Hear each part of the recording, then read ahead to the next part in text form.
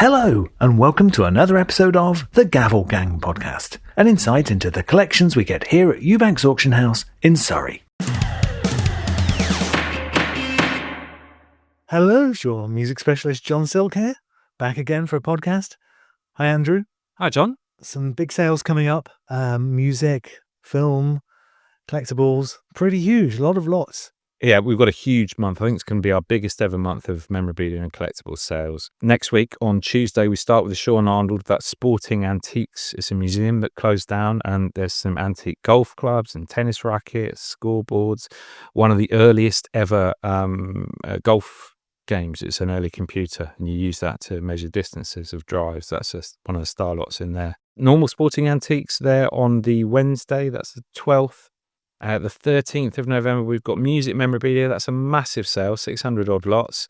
And then film TV on Friday the 14th. So it's a really busy week. Comics and toys later on in the month as well. Yeah, well, I'm going to jump straight in with the music ones. As you say, it's huge. There's a lot of cool stuff in there.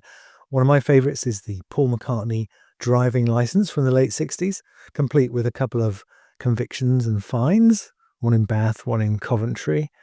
That's getting a lot of interest. What are the offences there? Are there some notes and comments on the driving licence? Yeah, I did a bit of research, and there's backed up with historical record and newspaper clippings from the time. So that tallies with those dates that are stamped in there. I'll have to read more about what the actual offences were. I think maybe it was driving dangerously. I think might have been one, and speeding, but I'll double check on those. What sort of dates are they? The 60s? Yeah, so the offences were 68, 69. So I was probably in a hurry to get away from the studio because he was getting sick of it by then. Yeah, that's a cool lot. What's the estimate on that one? Oh, the estimate I think was 800 to 1200, and I have to double check. But it's got bids. I mean, my feeling is it will go a fair bit higher than that. I mean, it's such a unique piece of music history, and it's very cool because it's that very British little red driving license from that period. It's got a great look. We did some nice promo shots for that as well, and social media had some fun. So I think it could go a lot higher than estimate. And guitars, we've got this huge lot of guitars, mostly electric, some acoustic, all from one owner. Some beautiful acoustic guitars. John Mayer Stagecoach Edition. One I really like is one of the Brian May signature guitars. I don't mean signed by Brian, I mean just one of his series, but it's been customized by a fashion designer. We don't actually know which designer, but it's customized in that pearly queen with the buttons, and there's a crown, and the tuning pegs are little crowns, which is very cool. So that's a one-off. Nice thing. There's plenty of Gibsons, Fender, Gretsch, all the big names. Stephen Sobel handmade acoustic, so that's a bit of a one-off. So yeah, if you're a guitarist, loads of great guitars in there. What else have we got? Well, one of the lots, I know that we've been talking about this already, but the Morrissey letters. Tell us a bit about these. Stephen Morrissey. I know, Stephen Morrissey, signed "In Poverty," "Stay Swinging," and one of them on Snoopy branded Hallmark paper, which is a bit off-brand for Morrissey, isn't it? Yeah. So this is a pre-Smith's Morrissey in Manchester. It's got his old address on there, and it's all written in green ink. And this was correspondence with someone via adverts in Sounds magazine. And of course, before the internet, that was a way to buy records. People would advertise. And this was in regard to buying some Sparks singles. He was a fan of the band Sparks. So he was a big music fan himself, before he was in the band. And that's what these three letters, there is individual lots. They're from that period, late 70s. Interesting, isn't it? They say sort of in poverty and stay in the swing. They've got some quite sort of nice little phrases, little smiley face drawn on one. But it's sort of, perhaps money isn't a great thing, because Morrissey's become a bit dour, and I think it's actually fallen out a bit with Sparks, hasn't he, publicly, later on in the years. So maybe you're a bit happier when you don't have the money. Could be, yeah. Could maybe in poverty equaled happiness. I never know. Google these net worth things. I never quite know what to believe. But there are three of them, aren't there? What are the estimates again? 1,300 to 2,000, something like that. Something like that, wasn't it? It's the same estimate on all. So I think they're all of equal interest. One of them is a slightly smaller bit of paper.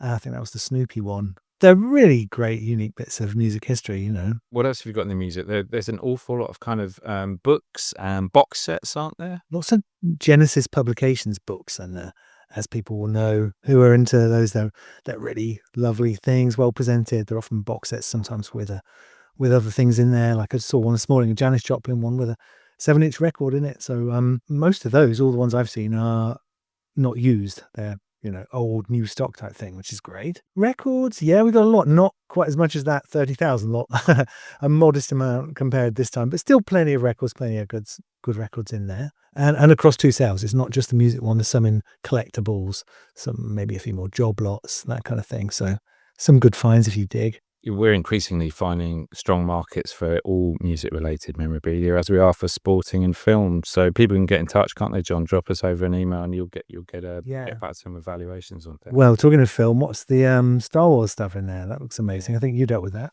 Yeah, some really cool stuff. So our consigner on that is Greg Dupree, who was the second assistant cameraman on The Empire Strikes Back.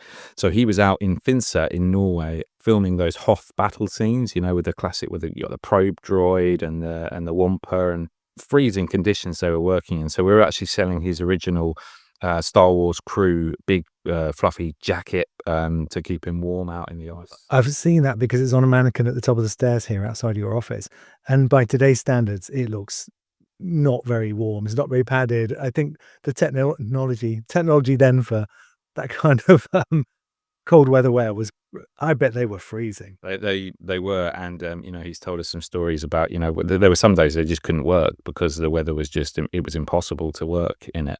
We're talking about this stuff being filmed kind of in the winter time in Norway, which is pretty snowy and cold. So we've got his skis that he used, cross-country skis, and poles as well. There's a little, the carpentry department there made up a drinks holder, so for all the hot drinks, to bring those out to people. But I guess the star lot from that collection is a Rebel trooper hat, and it's got complete with a kind of a fake prop radio on the side. Yeah, that's great. I instantly recognize that from Empire, from the Hoth scenes. Yeah, really cool. That's estimated at 15 to 20,000, I think. I could well go on from there. And there's also 2 clapperboards, because he didn't just work on The Empire Strikes Back, he worked on Octopussy as well, and a number of other films. So we've got an Octopussy clapperboard and an Empire Strikes Back clapperboard in the sale as well. Estimated about 10,000, low estimate on the Empire clapper, and 3,000 on the Octopussy one. Yeah, I looked at the Empire one earlier. I think it had a bid already of 11 from what I saw. Yeah, there's lots of interest in them already. Anything Star Wars is so hot. But that's a really great collection. But we've got other Star Wars stuff in there as well. We've got there's Andrew Ainsworth, who made the original Star Wars Stormtroopers. He had the molds and was able to reproduce in the UK at least these outfits. And I know you were popping him onto a mannequin for me last week. I was helping with another member of staff. We're having fun putting it together, following the instructions. So there's that, and a bit more recent from the spin-off. We've got a Mandalorian helmet and blaster. They're really cool as well. So lots of good film stuff in the sale, but also some TV. And I know that you were working a bit on some of that with me as well, with the Andrews. Andrew Sachs, right, a.k.a. Manuel from Fawlty Towers, among other roles. We've got some of his bits. Yeah, and they're really cool. I mean, we're selling this on behalf of his family, who is so lovely. And we've got scripts. There is more than half a dozen scripts. From some great episodes that you've got the Rats there, some absolutely classic Fawlty Towers eps.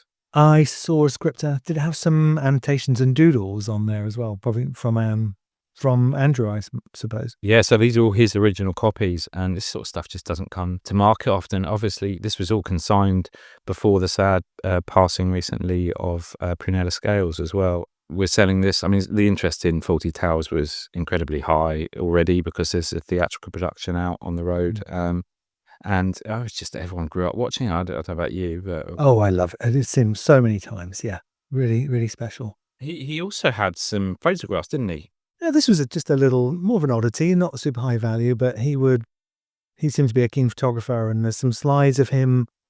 It looks like he's pottering around on a weekend morning around places like East London and some on Portobello Road, of the market, and just capturing characters and buildings.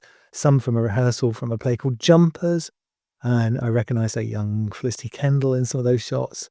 I like that kind of lot. It's not always just about high prices. I just think it's a nice cultural, little thing from this beloved character, and Yeah, I think that'll be of interest to someone. I certainly like them. He was a wonderful man as well. Didn't pass away that long ago, a few years now. But I think maybe little known about him is that actually he fled from Nazi Germany at the time of kind of Kristallnacht and those things going on. Yeah. So came over to the UK and made his home here and was working in the theatre for a long time before he got into, got the Fawlty Towers part with John Cleese. So, in interviews and things, he wasn't someone who was irritated by being typecast. He was delighted by what Fawlty Towers.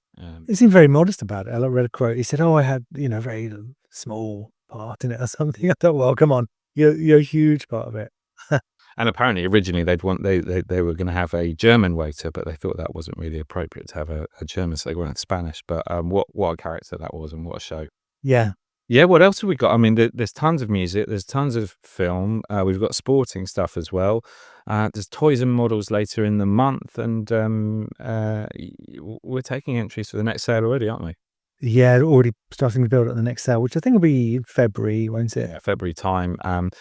We have these sales regularly now. They're just going from strength to strength, and we're always happy to talk to people about valuations. Get in touch. We've got valuers looking after a single owner poster sale coming up at the end of November. That's a really really good sale. It's unreserved as well, which is just great for buyers. Yeah, I've been seeing my colleague Max working on those next to me. There's some fantastic stuff there. So yeah, lots to look forward to. And we're running around doing condition reports. How's it going? Wait, I'm going to go and carry on now. Yeah, no, it's great. We wanted just to have a chat and catch up, put something up online for people, just to make them aware of the sale. But it is we actually got in the Daily Mail today with the Star Wars stuff, so I'm going to go and pick up a copy of that. I didn't know that. I'll have a look. Great. And we made the Liverpool Echo with the McCartney license. I did see that one today. Great. Thanks for talking. Let's crack on and look forward to these sales. Cheers, John. Great work as always. Speak to you soon. Bye. This is Maxwell Robinson. I'm the head of the Vintage Posters department here at Eubanks Auctioneers, and it's my privilege today to talk you through a very exciting upcoming single owner vintage poster auction that's happening on the 21st of November. This is just a snapshot of 3 of my personal favorite posters for the auction. So without further ado, let's get started. So the very first poster I'd like to discuss is none other than Frankenstein. Whilst this isn't a 1931 poster, it's a later 1950s re-release, and this film really put Universal Studios on the map for the horror franchise as we know today, and it then experienced a late revival at the end of the war and into the early 50s, which is when this poster would have come about. This is certainly very striking with the blood red. The title, you see blood splatters. You have Boris Karloff as Frankenstein's creature. As you can see, science's monster terror. That perfectly sums up the film, and I think this should adorn the wall of any horror collector, any fan of the Frankenstein franchise, and any fans of classic horror. Moving on to the second poster, this is also another British quad. This time, however, it's a double bill for The Fly and The Return of the Fly. And what's unique about this one is typically double bills, often there'd be 2 different text boxes essentially either side for the 2 different movies. What's unique about this one is the base movie and its sequel, they decided to go with just one main image and the tagline at the top, see them together but don't see them alone. And this, I think, encapsulates the whole purpose of a poster, is to draw an audience in, not just with its artwork, but also a crafty title or a tagline. This is definitely an auction highlight. The final poster I'd like to speak about to you all is Escape from New York. I have this on DVD, the collector's edition, which is rather sad to admit, but it is a fantastic example of the action genre. The condition on this is pretty much pristine. It's, just a personal favorite of mine I thought I'd throw in at the end. The auction is taking place on November 21st. The majority of the posters featured are British quads, so for those quad collectors out there, get your fingers on the bidding button. The collection has been accumulated for over about 50 years. The vendor has taken great care in his posters, and I'm very excited to bring them to auction for you. Thank you, and happy bidding. Well, I wanted to carry on our chat now, and I'm here with Tom Doomer. Tom, we just had a really cool sale of Superman. We did. This Island Bradman, Superman, really rare. Could you just give us, I don't want to keep you from the cataloguing for long because I know you're super busy, but could you give us a brief synopsis of what this stuff was, why it made so much money? Absolutely. Well, once upon a time, there was a very rich businessman, Mr. Bradman, who had quite a few houses. And in one of the houses, he was actually moving his son's comic collection from one room to another. And it turned out in that room was riddled with asbestos. So quite pragmatically, he threw away the comic collection, as you do. Lo and behold, the son was slightly furious with the proceedings, and Daddy promptly didn't really know what to do. So he ran off to DC because his son's favorite character was Superman, and he was like, "Nuts! My son's bar mitzvah is literally in a couple of weeks' time. I need to do something. I've just binned his entire comic collection. I want to make nice." So as far as we can work out, he throws more money than God at DC Comics to produce the only time they've ever done it in their 90-odd year publishing history, which is to produce a one-off special starring Superman and his son, literally both of them on the cover, as an 8-page special story. Kurt Swan, a DC legend of the 80s, is drawing it. Like, he literally downs pens on his regular monthly book, unheard of, to draw this special. And in a flourish, he presents the special to his son and his mates at the bar mitzvah as a special party. "Here you go, son. Look at you. You're on the cover next to Superman. Isn't it wonderful?" The son hates it. And the father, miffed that his plans had now gone awry even further, binning his comic book collection, is a bit nonplussed what to do with it. And come the end of the party, a house clearance chap is asked, he asked Mr. Bradman, "Sir, what do you want me to do with this?" And the father kind of goes, "Whatever you want, bin it. Don't care, because it's all gone completely tits up. Doomed." No one thinks anything of it. The house clearance chap then puts it away, throws some away, some are binned. For whatever reason, a small bag of them is just kept to one side, and it's probably in his lorry or something, and that makes its way into its loft where he just forgets about it. The next 10 years, it's forgotten about. No thought whatsoever. Unfortunately, time passes, and it turns out his stuff then had to be disposed of as time immemorial gets up to us all. So then his family is then asked, "What do you want to happen with any belongings? What do you want to happen with these comics?" And once again, by an entirely different party, they're then told, "Throw them away." This is the second time this entire collection has nearly been binned. It's made it to the skip almost twice. On the way, it ends up, along with some other items, at a car boot fair, where they're hidden underneath some Star Trek comics, where along comes our star to show, a lovely recent vendor of ours. He's on a mission to buy a watch. He fails to buy a watch, or none that he wants, so he plunks for his next favourite thing, Star Trek. Picks up his free Star Trek comics, and he's like, "Yeah, cool." Buys the lot, gets home, finds there's only 3 of them, and he's like, "Oh no."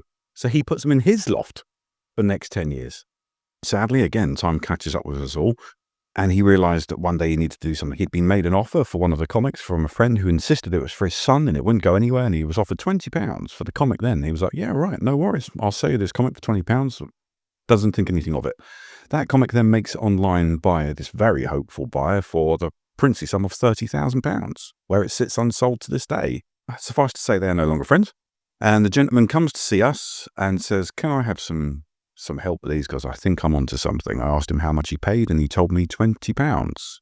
And we took them to auction yesterday for him, where I believe they reached nearly 49,000. Fantastic. And aside from this maybe being a lesson in bad parenting and precocious children, what makes them so rare? Is it the fact that literally, these were about to get thrown away twice. There were just a handful, and now there are 50 odd.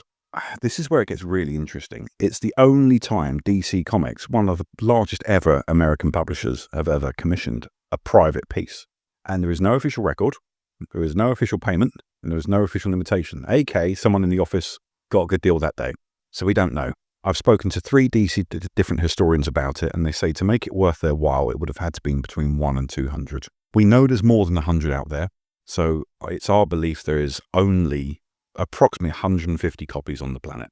And they have all since filtered away into collections or been thrown away, and occasionally, about once every couple of years, one will pop up on the market. We always knew there was a thrown out batch bag somewhere that made it into a bin or a skip, because the house clearance chap in question, there was a historical story doing the rounds on the websites now that has been for about 10 years of him taking home 48 copies, which have just been lost forever until very recently. So this represented the absolute last of the last copies, the literal last copies the world had to offer. And if we look at that, and we were sort of struggling a bit, weren't we, to work out the best way to present it, because it's a first for us here, 35 years odd. We've never had the same lot 47 times effectively. So we got some graded, didn't we? And we had some raw. A bit surprised personally, to the untrained auctioneer, if you like, in the world of comics, that some of the raw stuff did so well. Grading is a fabulous thing, and it really does help out hugely if you've got particularly high grade copies and for presentation and so on. But there will always be a huge contingent of the collectors who like their stuff raw or tactile, so to speak. They want to hold it, touch it, read it, all that stuff. And I think it's fair to say in the last 10 years there's been a bit of a backswing. Like any big momentum swing, there will always be an inverse. And I think collectors are now really prizing their raw collections, and we're tending to see graded copies are really prized when they're top of the tree. We saw that yesterday with our 296 copies reaching top dollar. I think I know what you're going to say to this, but what's your advice to people who have comics and they don't know whether they should get it graded before they sell, or they should not get it graded, or whatever it may be? And then we'll maybe talk about another graded comic that's come in recently. Seek advice. Absolutely seek advice. Literally yesterday I was speaking to a gentleman on the phone. Lovely guy. He was telling me with relish about his incredibly high grade copies of Justice League of America. He'd had them since he was a kid. He was super proud of them. I asked him if he could provide me with approximate grade, and he said there had to be at least 8.5s or 9s. We took a look at them in photographs and they were 4s. So we do tend to overestimate and over-egg our own collections a little bit, and it's very important to cast a very critical lens when grading anything, because at that point you're dealing with it like it's a scientific object for just a few seconds. And that will massively affect the price. So definitely seek advice from an expert first. However, if you do have those high-grade copies, like our 9.6s showed yesterday, they can really bring out the best of luck for a happy vendor. And we're grading stuff here. We're grading things here as a submission centre for CGC, aren't we? So that people can get in touch with you, and we'll give advice. We're not pushing the service. We just want to do the right thing for our clients. Absolutely. Talk to me about what you've just showed me today, though, Tom. Exciting comic. Absolutely. So today, I think it's fair to say it's one of the rarest blue chip Marvel keys. Incredible Hulk #1, rarer than Amazing Spider-Man 1. 1962, Stan Lee, Jack Kirby, they come up with this little character in a white lab coat called Bruce Banner, who doesn't even turn green back then. He turns grey because they apparently didn't have enough color ink back in the 60s. And he wasn't a hit. He was not a hit. He was 6 issues came out. Well, he was green in issue 2. Forgive me. He did turn green in issue 2. But it did its thing for 6 issues, and it was fairly popular. And then they promptly sat on him for the next 10 years while Spider-Man came on to great acclaim. Fast forward 12 years, and suddenly fans realised they loved the Incredible Hulk. How can we buy #1? Oh, it's really rare. Damn. And then the prices went through the roof. Is there another novice question for you? Did he always have that phrase, "You won't like me when I'm angry," or was that a later thing? It was not immediate, no. And definitely Lou Ferrigno really helped out on the TV show as well. Really cool stuff. We've got a cracking sale, haven't we, on the 21st of November. Best ever. Low estimate on that is? We're just hitting 50,000. 50,000 low estimate, just about. High estimate, I think, is 67 on top of the 49 yesterday. Looks like we're heading for £100,000 worth of comics sold at Eubanks in November. Phenomenal. And I was just saying to John, it's going to be our biggest month for memorabilia, we think, in all the other areas. It sounds like it's going to be our biggest for comics as well this November. Anyone wants to get in touch with valuations, drop us an email, info@eubanks.co.uk. Tom will have a chat with you, give you best advice. Awesome stuff. Yeah, look forward to hearing from you. Cheers, Tom. That was fun. Speak soon. Right, well, I've talked to you about the music sales, but I know nothing about the sports sales, I don't mind admitting, so I'm going to hand you over to a man who does, Tom Duggan. Tom, what's happening? You've been off site. Where have you been? I have. Hello. Yes, the last couple of weeks have been very busy with all the memorabilia sales we got on, but yes, I've been off site in Aldershot, which is not something we always do, because we've been cataloguing it there, lotting it there, and photographing it there. We were over there in Aldershot for quite a few days, about a week, if I remember. What else is in there? Yeah, so all these items have come from the late Sean Arnold. He was a passionate collector and dealer. He established the Sean Arnold Sporting Antique Shop in London on Portobello Road. It's a great location there, which I think a few collectors of knew him. And then later on, he set up a museum in Aldershot at the historic J. Salter & Son workshop. A various collection there of over sort of his lifetime collection of items there. So various items, various antique sporting items. I think there's over 2,000 hickory shafted golf clubs. So I'm not sure how many people are going to want some golf clubs, but there's plenty available, and that's for sure. Yeah, various polo items, tennis, and various sort of other sport antique items, and something you don't always see. I mean, some of the star lots we've got, Spot Life golf machine game, and now I'll be honest with you, I didn't know what this was before I got there, but apparently there's only a couple, believe me, there in existence. Some sort of early computer golf thing, is it? They think this is probably one of the world's first digital sort of computers. Essentially, it works similar to how the golf simulator works. Someone hits it against, say, sort of a screen, and then the machine sort of can track it on I guess, computer, how far the ball's projected, essentially, and you can potentially play a golf course. What kind of era is that from? They believe it's from the 1930s. 1930s? I thought you were going to say like 90s or something. Yeah. Wow. And back then it would have retailed for 62 guineas, which I think is equivalent to £4,000. So wouldn't have been the cheapest thing to have back in the day. And some other lots. Well, I can't wait to see that. Fascinating. I will say I noticed that when you had antique golf clubs before in a sports sale, there was a lot of interest in them, more than I thought there'd be. Yeah, they can do well, especially with those sort of the pre-war sort of golf clubs. You know, there's a lot of demand for them. But yeah, 2,000. So let's hope we can shift them all. It's a lot. I believe you've got some Henry Cotton items in there as well. Yes, that's right, Sir Henry Thomas Cotton. We've got 3 great items that are believed to be all his and essentially used by him. We've got the vintage putter. This is the Whippet model, essentially made by George Nicol, who again would have had a close relationship with Henry Cotton back when he was playing. And this is believed to be used by the 3-time golf champion. We're not sure when exactly, but we've got his engraving on there, THC, on the club, so we're pretty sure this is his. We've also got 2 of his suitcases. We've got the Rev Robe suitcase trunk, and you can see there on the image, this has got the initials HC on it, and various labels on there indicating it is definitely his. Also, you can see from the sticker there, he travelled first class from New York to Southampton on the Queen Elizabeth line on the May 29th.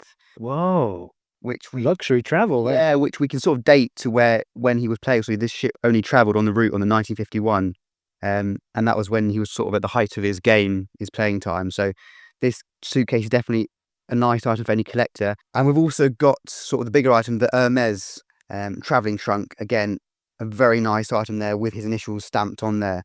And this is the fitted sort of travelling wardrobe. So you've got the 5 drawers on one side and then the interior on the other side. So yeah, it's a nice collection there. Yeah, very cool. Okay, well, that wraps up the collection of Sean Arnold Sporting Antique sale, but there's also the normal sporting memorabilia. What's in there? What are some highlights? Yes, so the day after, we've got our regular sort of specialist sporting memorabilia auction. We've got some great Boris Becker items. So if you're into your tennis, we've got his tennis racket, and this is believed to have been used by Boris Becker in the 1988 WCT finals. And this actually has been exhibited at the Tennis Hall of Fame in Newport, Rhode Island, USA. So a very nice item there. We put an estimate of 7,000 to 10,000 on that. So hopefully it will achieve that. We've also got Boris Becker's trophy.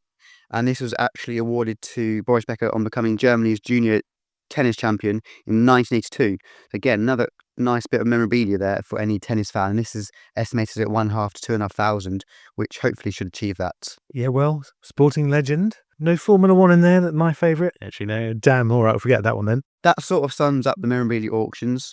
I think this is actually probably a record number of auctions or memorabilia auctions we have on currently. Yes, I believe it is. Andrew has been saying, I think it's the most lots in the music sale we were talking. I'm sure it's the most lots we've ever had. Huge auction. We've got a lot to do. So, well, we'll give you the dates again. Let's do a little rundown of the dates. Starting Tuesday, 11th of November, we've got that collection of Sean Arnold Sporting Antiques. 12th of November, Sporting Memorabilia. 13th, we've got that music memorabilia sale we were just talking about. And the 14th, we've got the film, TV, political and historical memorabilia. That's got all that Empire Strikes Back stuff in there, lots of other great things. On the 17th, entertainment and memorabilia collectibles. And then 18th of November, autographs. So check our website for details on all that. All the catalogues are up. And happy bidding. Cheers, Tom. Cheers. Thank you for listening to the Gavel Gang Podcast. If you've enjoyed what you've heard, please subscribe and take a look at the Eubanks website for more information on this and upcoming auctions. Until next time, going.